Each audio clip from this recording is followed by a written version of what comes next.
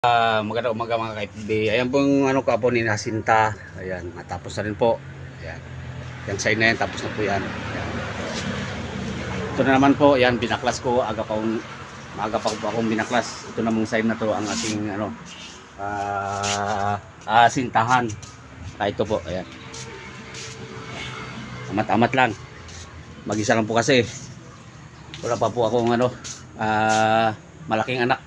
Grade 4 pa lang ang panganay ko, kaya mano-mano talaga. Kaysa naman kukuha tayo ng taon na magtatrabaho. Hindi naman po ito sa ating ano, hindi naman po persahan. Pag medyo pagod, pahinga lang. Pahinga na konti, trabaho na naman. Hindi naman po ano, trabahong arawan, trabahong pansarili. Hindi po ano persahan ng ano ang trabaho. At wala po tayong limit sa oras pag sarili mong trabaho, kasi hindi naman tayo binabantayan. Sarili mo ang nagbabantay sa'yo. Kaya amat-amat lang po.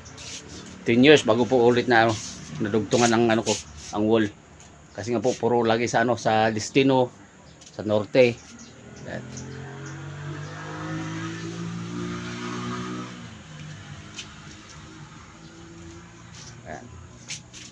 Yan po yung kahapon, yan.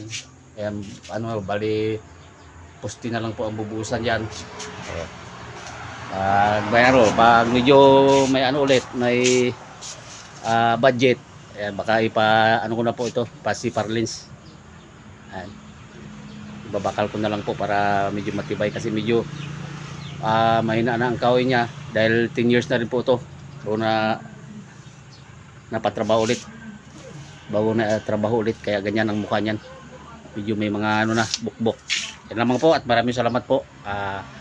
God bless po sa lahat ng